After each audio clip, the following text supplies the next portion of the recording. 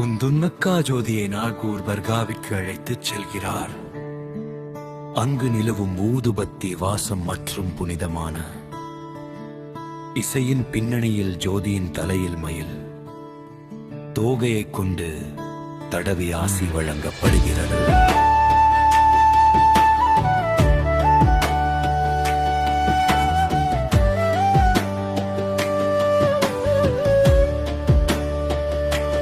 பல்லவினா கூறாண்டவரே நூறொளியே, நாடி வந்தோ முந்தன் வாசலையே. கண் திறந்து எமை பாரையா, என் அக்கா துயரம் தீரையா. யாரென தெரியா இருளினிலே, இவை யாரென தொலைந்தாள் மருளினிலே. இருள் மறைந்து விடியல் பிறக்கட்டும், முந்தன் இறைவன் அருளால் நினைவு வரட்டும்.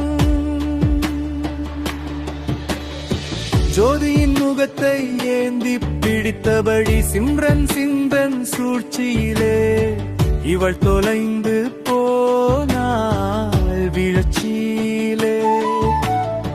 கருகி போன குடும்பத்தை கண்டு இவள் கல்லாய் மாறி போனாள் இன்று. ஆண்டவனுந்தன் மந்திரமே, இவள் அதிர்ச்சி போக்கும் தந்திரமே.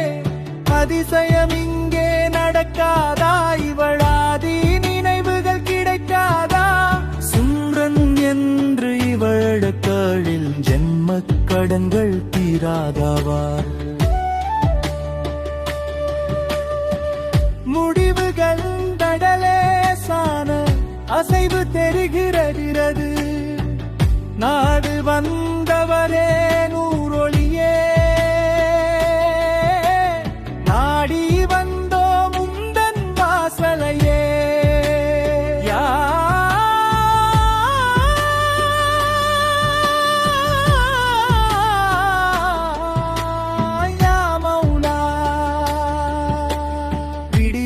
தருவாயா அல்லாஹ். காட்சி விளக்கம். சூழல் தர்காவில் ஒலிக்கும் அந்த புனிதமான கவாலி. இசை ஜோதியின் காதுகளில் விழும்போது அவளது மூளைக்குள் ஒரு மின்னல் வெட்டுவது போன்ற படத்தொகுப்பு இருக்க வேண்டும். ஜோதியின் ரியாக்ஷன் பாடிய முடிக்கும் போது இதுவரை யாருடைய முகத்தையும் பார்க்காத ஜோதி முதல் முறையாக தன் தங்கை சிம்மனின் முகத்தை உற்று பார்க்கிறார். அவளது கண்களில் மெல்லிய நீர் கோர்க்கிறது. இதுவே அவள் குணமாவதற்கான முதல் படி.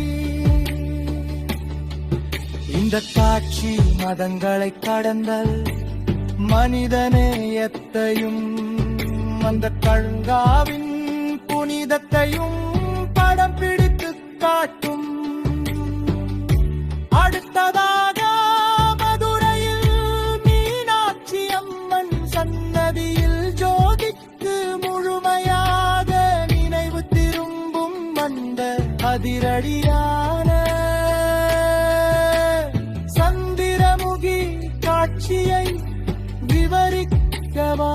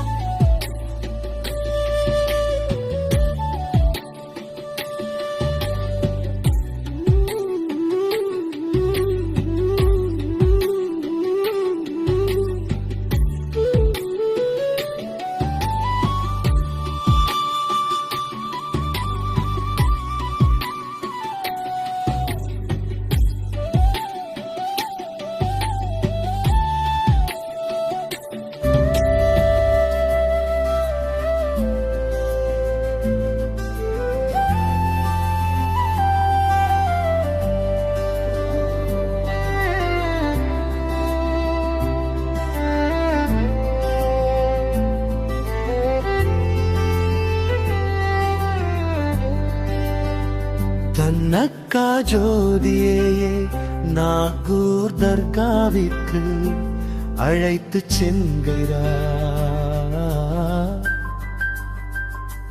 ஆதி நிலவோக விட்டி வாசம் மற்றும் புனிதமான இசையின் பின்னணியில் ஜோதியின் தலையில் மயில் தோகையைக் கொண்டு தடவியாசி வழங்கப்படுகிறது. பல்லவி நாகூர் ஆண்டவரே, நூறொளியே நாடி வந்தோம் உந்தன் வாசலையே, கண் திறந்து எமை பாரையா என் அக்கா, துயரம் தீரையா. யாரென தெரியாயிருளிலே இவள் யாரென தொலைந்தாள் மருளினிலே. இருள் மறைந்து விடியல் பிறக்கட்டும் உந்தன் இறைவன் அருளால் நினைவு வரட்டும். சரணம் நிப்புனிகர் குலத்தின் அருகில். குளத்து நீரை முகத்தில் தெளிக்க இவள் குழப்பம் அனைத்தும் விலகி போக, மயில் தோகை மேனி வருட இவள் மனதமெல் மாறிப் போக. தூது பத்தி வாசத்திலே அந்த இந்த கோபுர நேசத்திலே குறைந்து போன காலங்கள் இவள் கண்மேல் மீண்டும் தெரியட்டும். எரிந்து போன கனவுகள் இன்று உயிர்த்து இங்கே எழட்டும். ஜோதியின் முகத்தை ஏந்தி பிடித்தபடி சிம்ரன் செய்த சூழ்ச்சியில் இவள் தொலைந்து போனாள் வீழ்ச்சியில். கருகி போன குடும்பத்தை கண்டு இவள் கல்லாய் மாறிப் போனாள் என்று ஆண்டவன் முதன் மண்டிவதும் இவள் அதிர்ச்சி போக்கும் தந்திரமே. அதிசயம் இங்கே நடக்காதா? இவள் ஆதி நினைவுகள் கிடைக்காதா?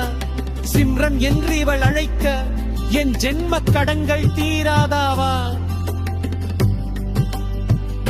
முடிவு என் கண்களில் லேசான அசைவு தெரிகிறது.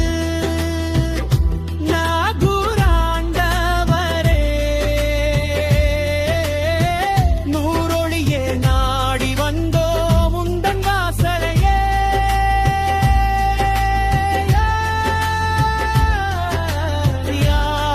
அல்லாஹ், யா மௌலா, விடிவை தருவாயா,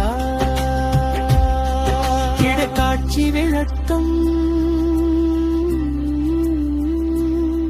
சூழல் தர்காவில் ஒலிக்கும் அந்த புனிதமான கவாலி இசை ஜோதியின் காதுகள் விழும்போது அவளது மூளைக்குள் ஒரு மிந்து வெத்தகையும் ஒன்ற பருத்தொகுப்பு இருக்க வேண்டும். ஜோதியின் ரியாக்ஷன் பாடிய முடிக்கும் போது இதுவரை யாருடைய முகத்தையும் பார்க்காத ஜோதி முதல் முறையாக தன் தங்கை சிங்கனி முகத்தை உற்று பார்க்கிறார். அவளது கண்களில் வெள்ளிய நீர் தோற்றியது. இதுவே அவள் குணமாவதற்கான முதல் படி. உதப்பாட்சி மதங்களை கடந்த மனிதேயத்தையும் அந்த கல்காவின் புனிதத்தையும் படம் பிடித்து காட்டும். அடுத்ததாக மதுரையில் மீனாட்சி அம்மன் சன்னதியில் ஜோதிக்கு முழுமையாக நினைவு திரும்பும் அந்த அதிரடியான சந்திரமுகி காட்சியை விவரிக்கவா?